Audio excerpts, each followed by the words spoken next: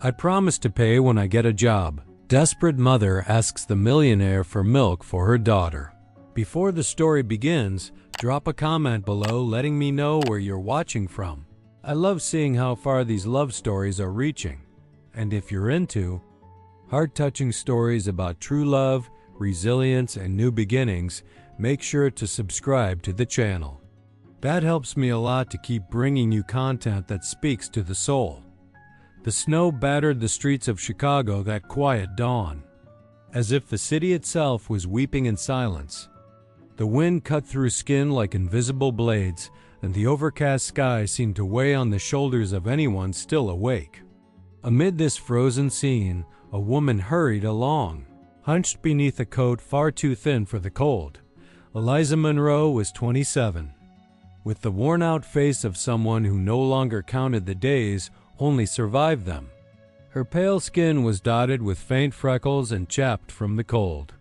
Her dark brown hair was tied in a messy bun, and her grayish-green eyes, though tired, held a flicker of resilience. In her arms, wrapped in a worn-out blanket, Mia, her 5-year-old daughter, shivered silently, clinging to her mother's neck. Eliza quickened her pace over the ice-covered sidewalks until she reached the brightly lit door of an upscale supermarket, the kind that stayed open 24/7 for the most demanding customers. The lights inside seemed to come from another world, a world where the cold was softened by heaters and milk was never missing. She stepped in cautiously, trying to appear invisible. Her cheap, wet boots made a soft sound on the polished floor. Her eyes darted around, trying to assess if she'd be kicked out before even speaking. 2 employees were stocking shelves, and a security guard stood near the entrance. All of them looked at her with suspicion. She didn't belong there, but Eliza didn't retreat. Holding Mia in her arms, she walked up to the guard. The little girl was restless, hungry, and feverish. With a hoarse voice and tearful eyes, she whispered, "I'm sorry to bother you.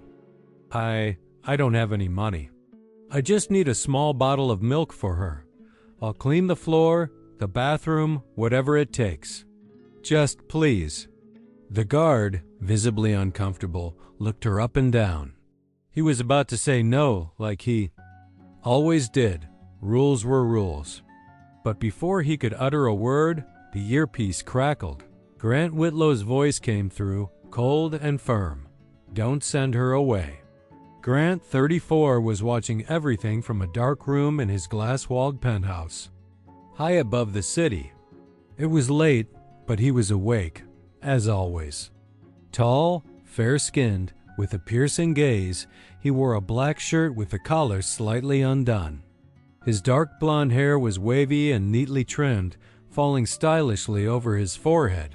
His grayish-green eyes were locked on the monitor with unusual focus. Something about that woman made him stop. The way she held her daughter, the way she tried to keep her dignity even while asking for the bare minimum, the way she trembled but still kept her. "Chin up, give her the milk," he repeated, his voice now softer, "and anything else she needs." The guard froze for a second. Then, a bit awkwardly, he looked at Eliza and mumbled, "Please wait here a moment." Eliza looked around, confused. What was going on? A few minutes later, one of the employees came back with a thermal bag full of items: milk, bread, fruit, even a pack of diapers. Eliza's eyes widened. I didn't ask for all this. It's paid for. You can take it. And good night." She gripped the bag with her free hand, pulling Mia tighter to her chest. The tears came hot, melting away the last bits of ice on her cheeks. They weren't just tears of relief. They were tears of shock as she walked out through the revolvine door. Not understanding what had just happened, Grant was still watching. And for the first time in a long while, he wasn't thinking about profits or spreadsheets. He was thinking about her. And he couldn't stop. She disappeared into the darkness with her daughter in her arms, wrapped in the falling snow that now came down harder, as if the sky itself no longer knew how to help them. The supermarket's automatic doors shut behind them with a muffled hiss, but in the control room at the top floor of the Whitlow Tower, the silence was deafening. Grant was still there, standing in front of the monitors, as if waiting for the woman to return, but she didn't come back.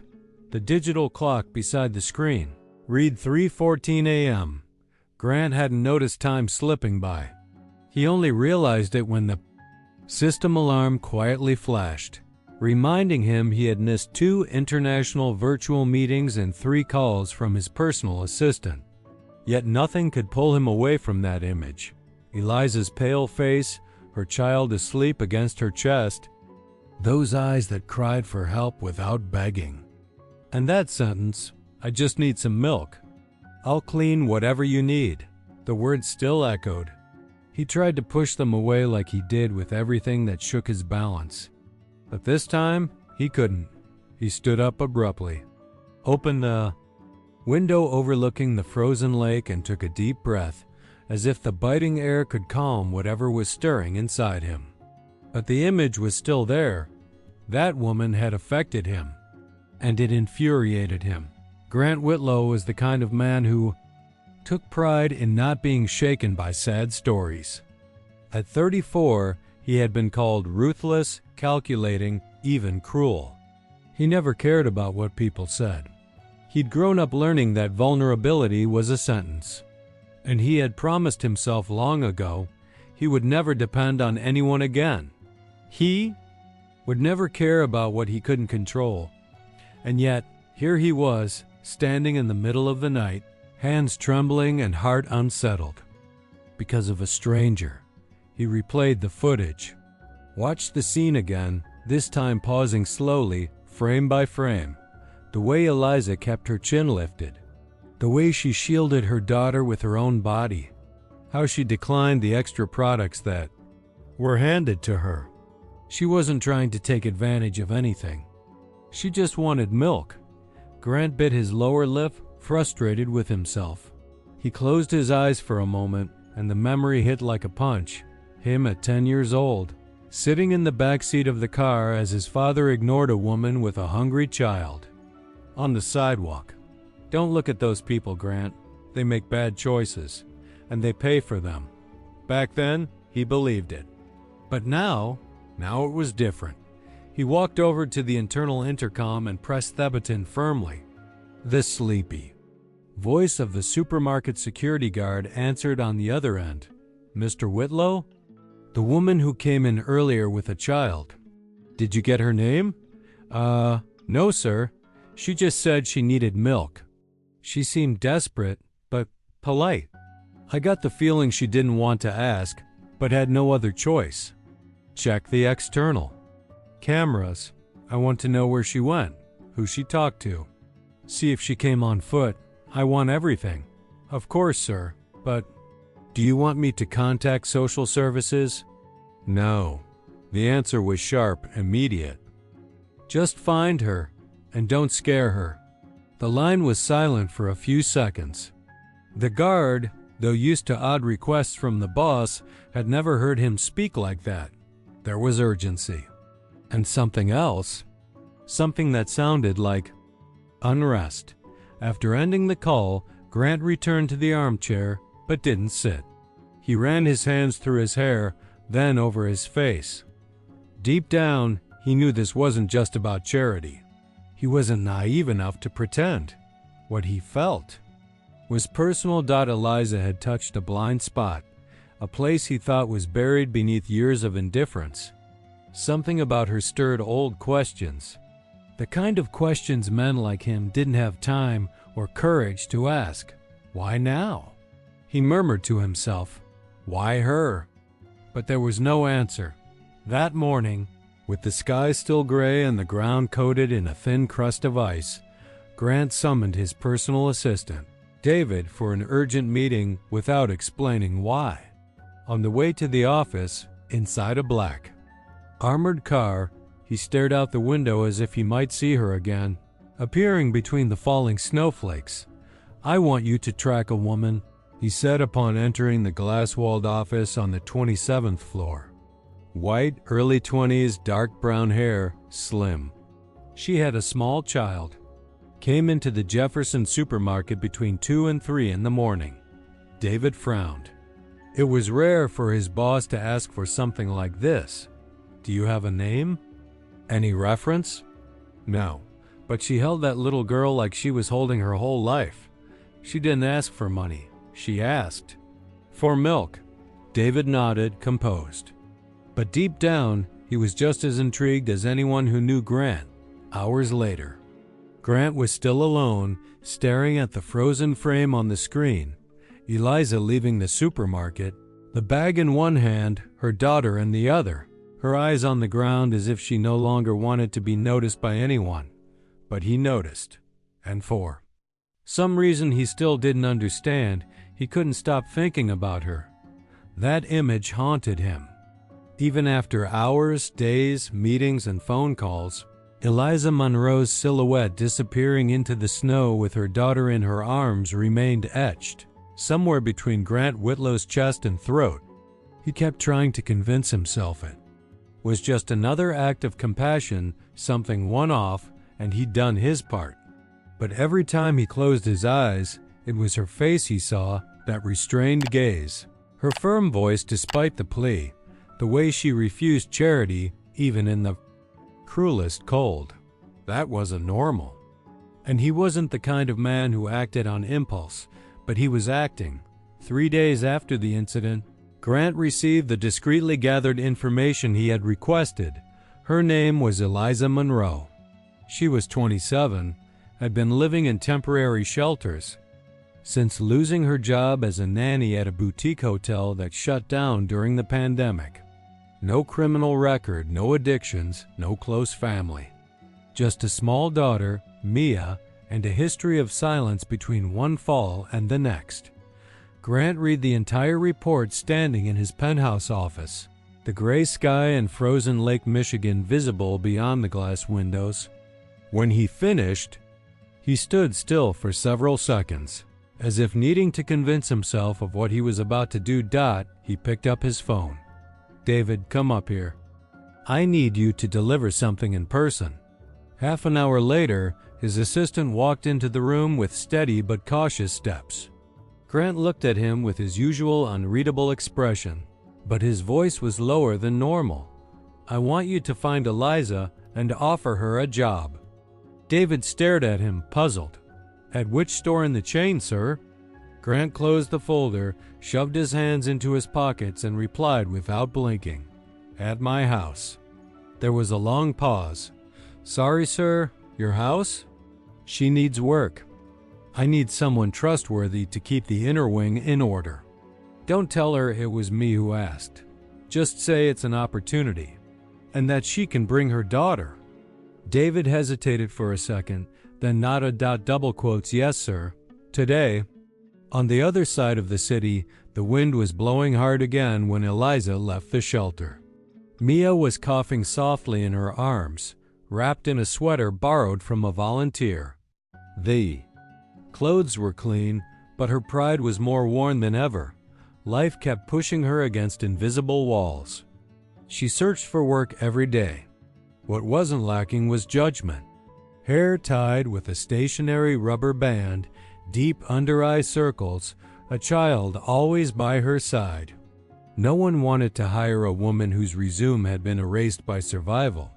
That afternoon, while heading toward the public library, where she sometimes used the internet to search for jobs, she was approached by a well-dressed man holding an envelope. Ms. Monroe? She stopped, instinctively protective of Mia. Who's asking? David Matthews. I work in residential maintenance services. We've learned you're looking for work. There's a position available, full-time, with housing included, if needed. Eliza frowned, skeptical. I'm sorry. That's a very convenient coincidence. David kept his tone neutral. I understand your caution, but it's a legitimate job. Internal housekeeping for a high-standard residence. Discretion is essential.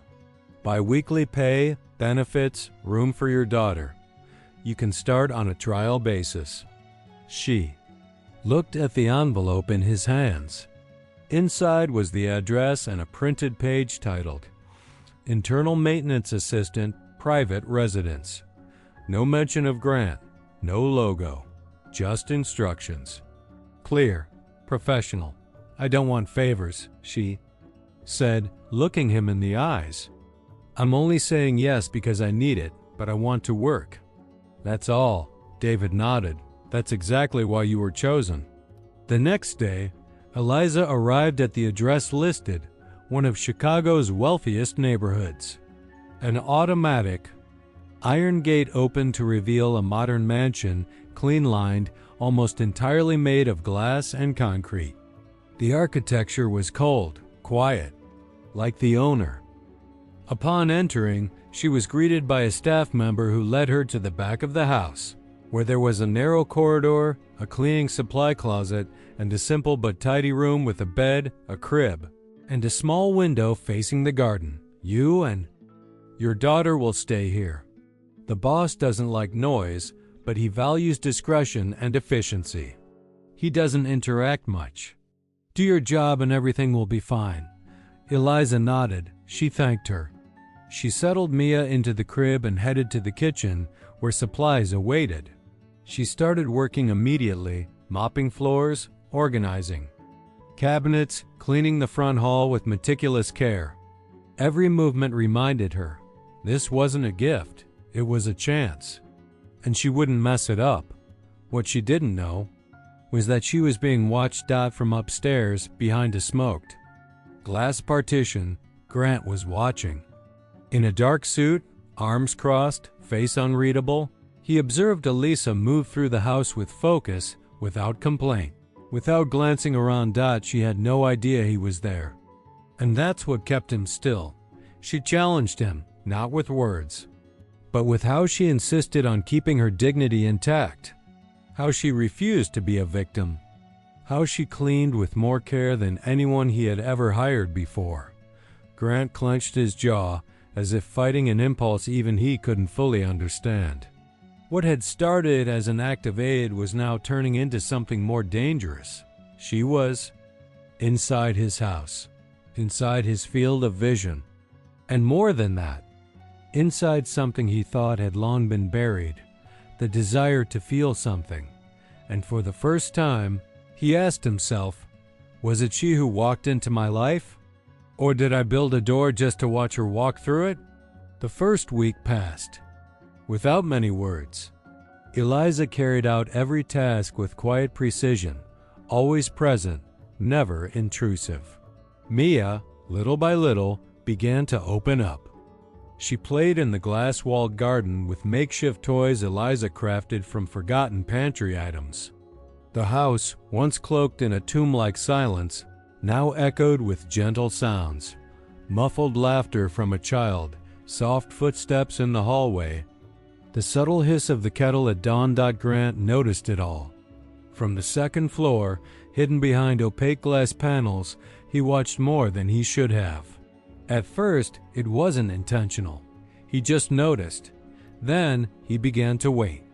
Wait for the sound of Eliza's steps on the light marble staircase. Wait for the hushed murmurs between mother and daughter in the late afternoon. Wait for the way she called Mia. Sweet, firm, alive. She was unlike any woman he had ever met. There was something about her that disarmed him. Maybe it was the way she didn't bow.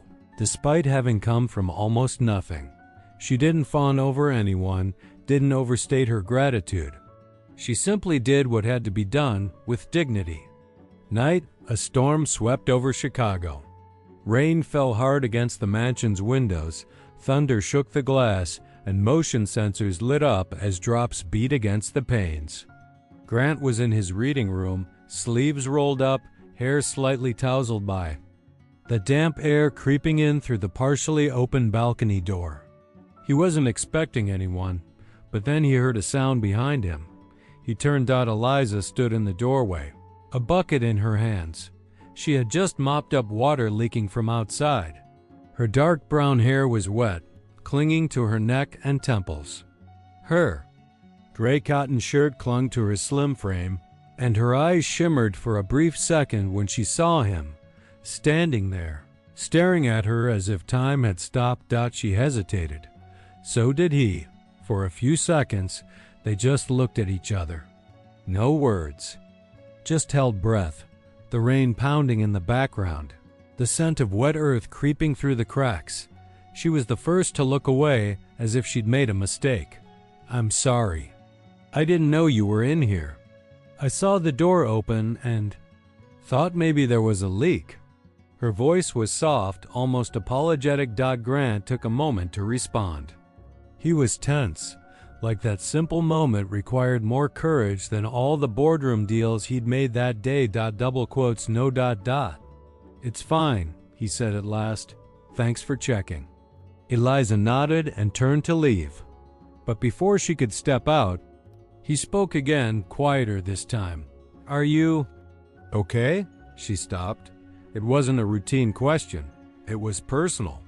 She turned her head slightly, not smiling. "I'm alive, and my daughter's safe.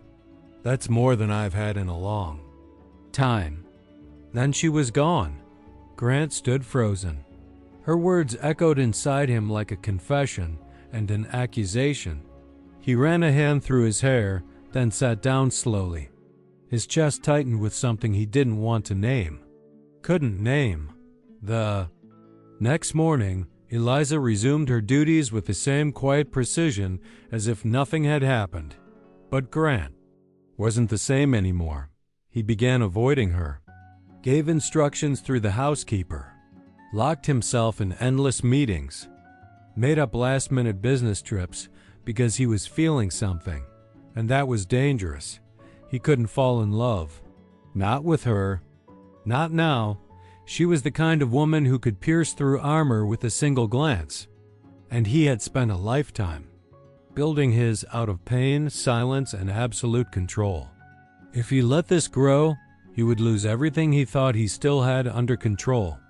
But 2 nights later, when he heard Mia laugh loudly as Eliza tucked her into bed, he closed his eyes, and he knew he was already losing. That night, the sky over Chicago was clear for the first time in days. The city seemed to breathe easier, as if even the wind had chosen to move in silence.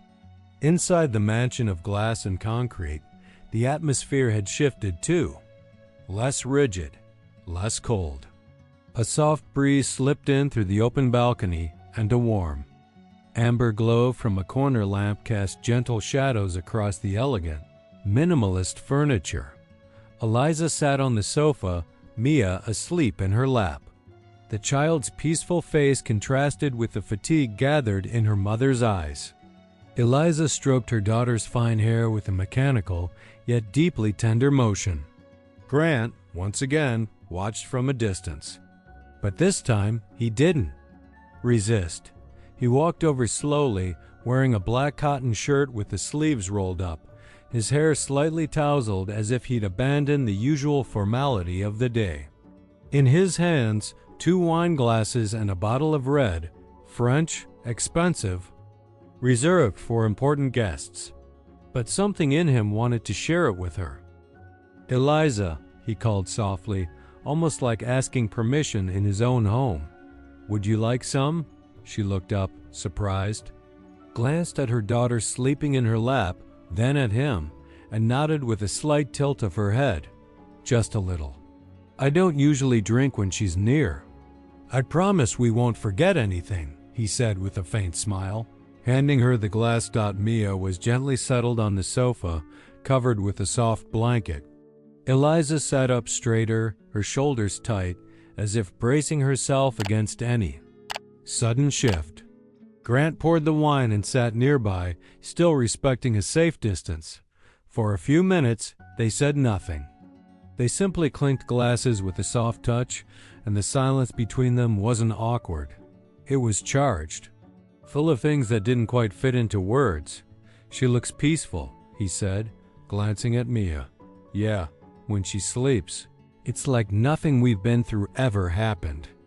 Grant turned to look at Eliza. Her profile was softer in that light, but her eyes remained sharp, as if they never fully relaxed. Have you always had to carry the world alone?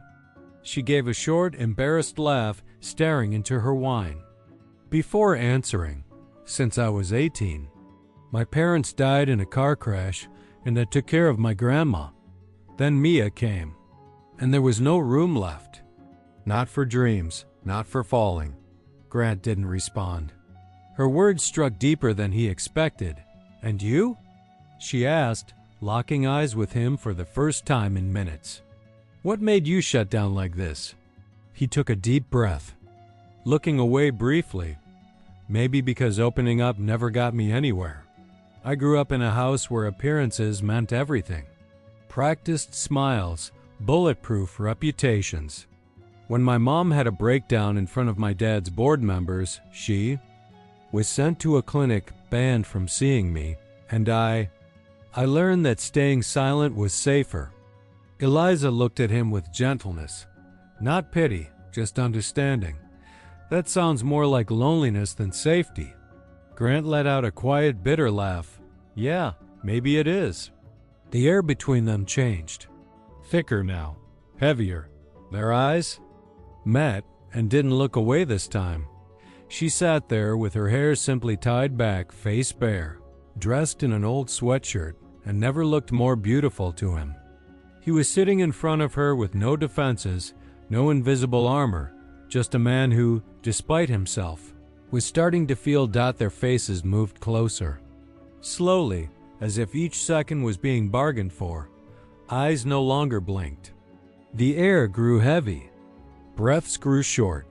He lifted his hand, letting his fingers brush her cheek, tracing softly down to her chin. She closed her eyes for a second, but when she opened them, reality came rushing back. You live in a world I've never known. She sighed, her voice tight. I'm just me. The words fell between them like a closing door. Soft, sad, honest. Grant left his hand suspended for a moment before pulling it back slowly. Maybe that's exactly what draws me in, he said quietly. She stood up gently, lifted Mia into her arms, and whispered, "Good night." "Good night, Eliza." As she climbed the stairs, his eyes followed every step. And in that moment, he knew what he felt wasn't a fantasy. It was desire, admiration, the beginning of something he had never allowed to grow before, vulnerability.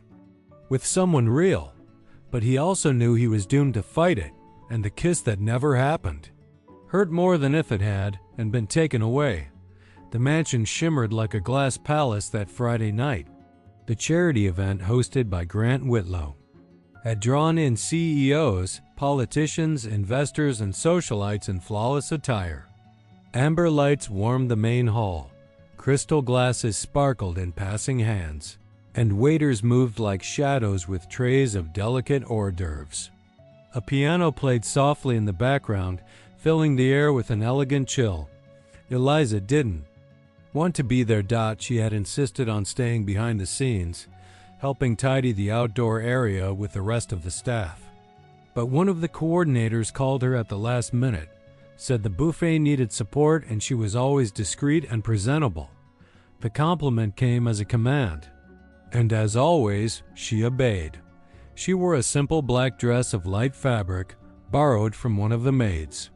Draped over her shoulders was a shawl, hiding the involuntary shiver that came from standing among people who lived light years away from her reality. The low heels barely held up her unease. Mia was asleep in one of the back rooms under the costumes. Care of the house nanny. Eliza had made sure of that before stepping into the hall, balancing trays, dodging glances. Grant saw her from afar. She didn't smile, neither did he. But their eyes sought each other with the same unspoken intensity they always shared. Since that night of the almost kiss, a different silence lived between them. A silence that burned, and it was in that exact moment that a familiar voice sliced through the air. Wow, is this for real? All heads turned toward the entrance. A tall blonde woman in a form-fitting teal dress, flawless makeup, and sharp eyes strode in with elegant, venomous steps. Madison Langford, Grant's ex-fiancée, daughter of one of the company's major shareholders, and bearer of a pride still bleeding. Madison? Grant said, surprised, walking toward her. She smiled, but there was cruelty glinting in her eyes. I heard about your little soiree last minute. Thought, why not make a glamorous appearance? But I must say, I wasn't expecting this kind of welcome, or this alternative decor. She was staring at Eliza. Everyone noticed that Eliza lowered her gaze. The blood drained from her face. She tried to slip away quietly, but Madison wouldn't allow it. Is it her? Madison asked, feigning innocence. The new catch? Tell me it's not. Tell me this is just charity, because, honestly, darling, this looks like the plot of a documentary on social inequality. The quiet laughter that followed hit like silent daggers. Eliza froze. What was she doing there? She didn't belong to that world, and now she was being displayed like some rare specimen. Her body trembled. Her eyes filled with shame. Is this? What's left of you, Grant? Madison went on, her smile sharp. A cleaning girl with a kid in tow? How tragic. Eliza clenched the hem of her dress. Her chest burned, not from the words, but from being treated like something disposable. In front of everyone, she turned to leave. Looked toward the hallway, ready to vanish. But before she could take the first step, she felt a firm hand grasp hers. Grant was beside her. And in that single gesture, the mansion fell silent. Don't speak to her like that, Madison, he said, his voice deep and steady. Not with words. Not with looks. Madison's eyes widened, stunned. Grant turned toward the room, took a deep breath, looked every guest in the eye. He was calmer than they expected, but his gaze was steel. The only woman who's ever been real with me is standing right here. The impact was instant. Whispers spread, eyes shifted, and Madison, for the first time in a long time, lost her smile. Grant released Eliza's hand gently, but his eyes remained on her. Eliza didn't say a word. Her eyes shimmered, but not from pain. For the first time, someone had defended her, chosen her, in public, with courage. But she didn't know what to do with that. Later that night, as the guests filed out and the corridors emptied, Eliza passed through the now silent hall. Madison's blue dress still shimmered, forgotten, draped over a chair. She touched her own hand, the one Grant had held. It was still warm. And as she climbed the stairs to her room with Mia nestled in her arms, only one thought echoed inside. Her. What if all this is too good to last? What happened that night echoed through the halls of the mansion for days. Grant's public defense of Eliza became a headline in gossip blogs, corporate papers, and scandal-hungry social profiles. The image of Chicago's most reserved man holding the hand of a former cleaning woman spread like gasoline on fire. Some called it romantic, others reckless. But the Whitlow board of directors saw neither. They saw a threat, a risk, vulnerability within. A week, Grant had received 3 phone calls from the board. Emails landed coldly on his phone, filled with terms like image conflict, emotional instability, and institutional damage. Even Madison resurfaced, this time with threats disguised as sugar-coated warnings. You know there are clauses, Grant, she said over the phone. And if you keep exposing yourself like this, you'll end up losing everything. Over a woman no one even knows where she came from. But the truth was, Grant didn't care about reputation, or at least pretended not to. What gnawed at him from within wasn't the corporate backlash. It was the fear growing in Eliza's eyes. She had changed since that night, quieter, distant. She avoided being alone with him, avoided his gaze. Her expression was heavy with guilt. On the 3rd night after the event, Eliza sat watching Mia sleep. The little girl was peaceful, clinging to her worn-out teddy bear, cheeks flushed from the warmth of the room. Outside, snow had begun falling again, covering the steps with the same coldness Eliza felt inside. She knew she couldn't stay. She knew that sooner or later, everything would collapse, and she would be the weight dragging that man down. It didn't matter what they felt. The gap between them was too wide. She'd grown up learning not to inconvenience anyone. And now, in a world where her every move could become a headline, Eliza felt like her very existence was a mistake too costly to afford. She sat at the desk in her room, took a deep breath, and pulled a sheet from Mia's notebook. Wrote slowly, carefully, no erasing. Her hands trembled, but the handwriting was steady. Grant, I owe you more than I can put into words.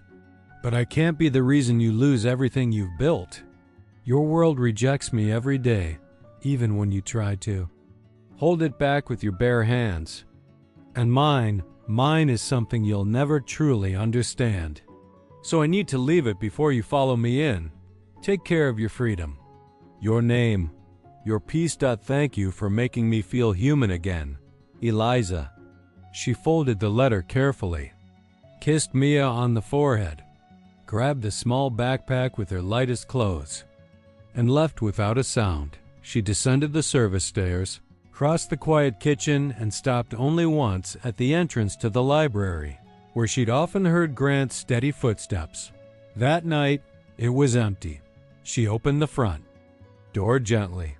The cold wind slapped her face like a farewell left unsaid. Still, she didn't look back.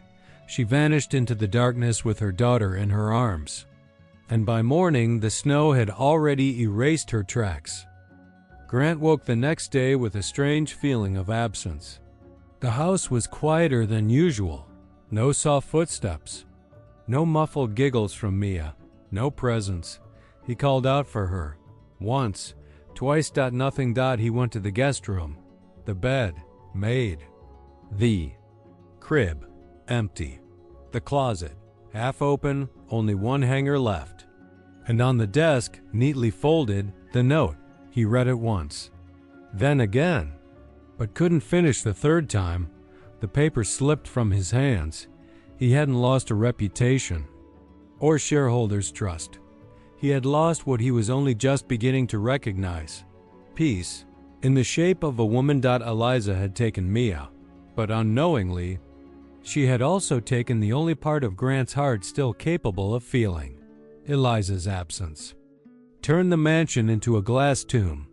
Every corner echoed her absence, the soft footsteps in the hallway, Mia's quiet giggle on gray mornings, the scent of tea she'd brew at night, all gone. But what hurt Grant Whitlow the most was the void inside him, a void he hadn't known existed. Until she left. For days, he searched in silence. He had shelters, hospitals, and NGOs discreetly investigated. He reached out to employees across the company's network. But Eliza had vanished like someone who knew exactly how not to be found. And the more he chased her shadow, the closer. Another one crept in, quiet but deadly. That morning, Grant was summoned to an emergency board meeting on the 31st floor. The conference room was full. Most of the faces were familiar. Men in suits, sober, guarded behind closed portfolios like shields of power. But one face stood out, too familiar. Thomas Albright, vice president, his oldest business partner, his so-called right hand for over a decade. Thomas was the first to speak. Grant, we're concerned.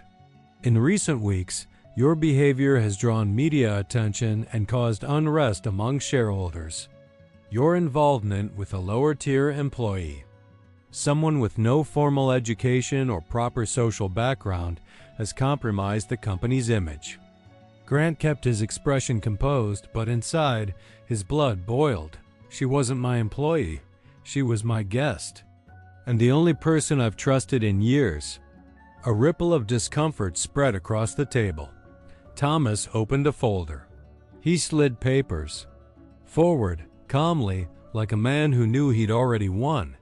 We've received medical assessments, compromising photos, administrative delays tied to your decisions.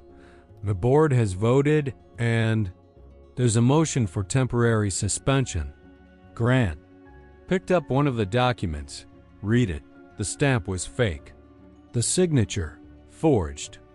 But the handwriting at the bottom of one memo, unmistakable.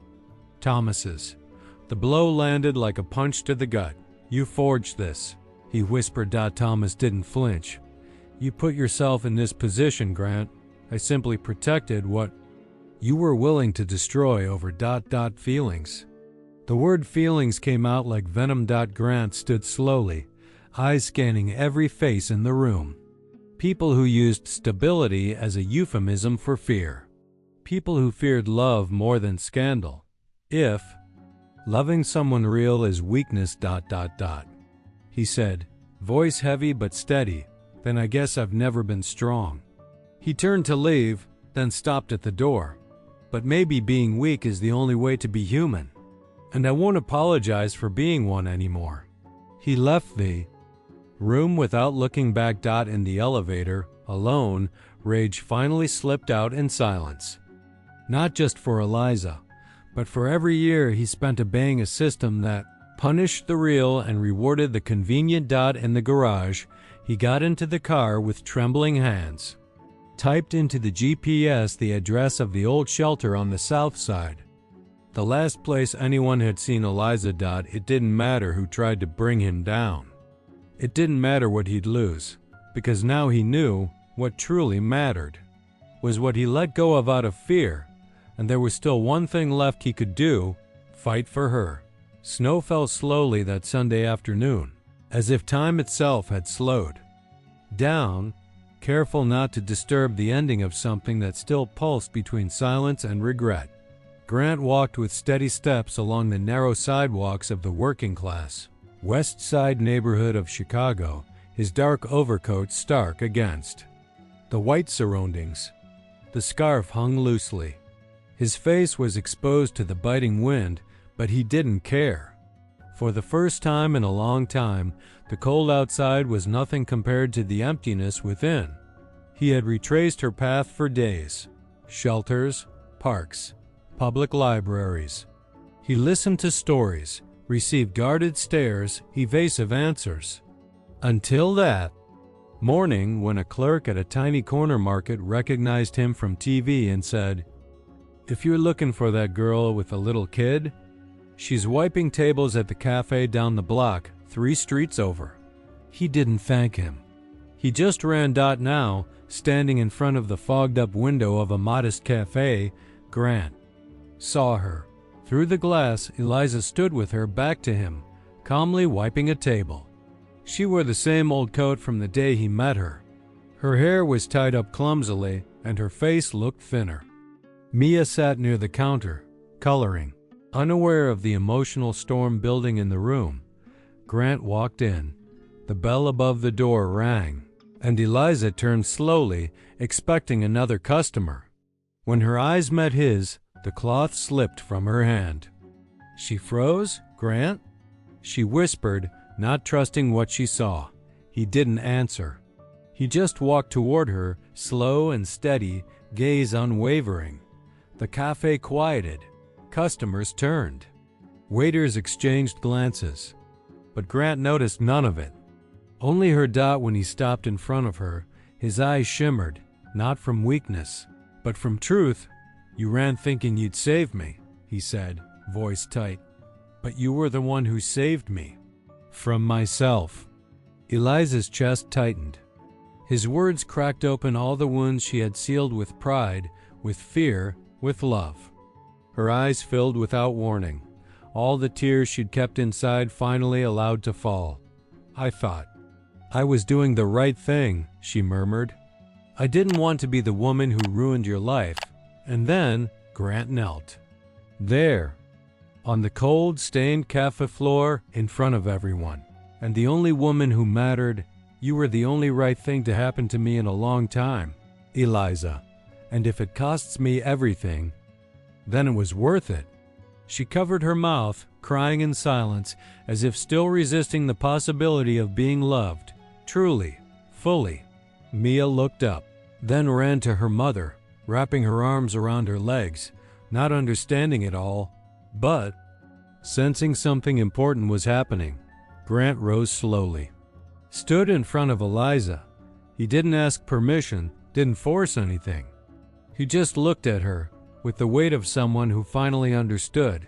And then, in a calm, steady, inevitable gesture, he pulled her gently toward him. Their faces met in the middle of a storm of emotions, and they kissed. No fear, no apologies, no hesitation. It was the kind of kiss that didn't ask for applause, but ended a silent war. Not born of urgency, but surrender.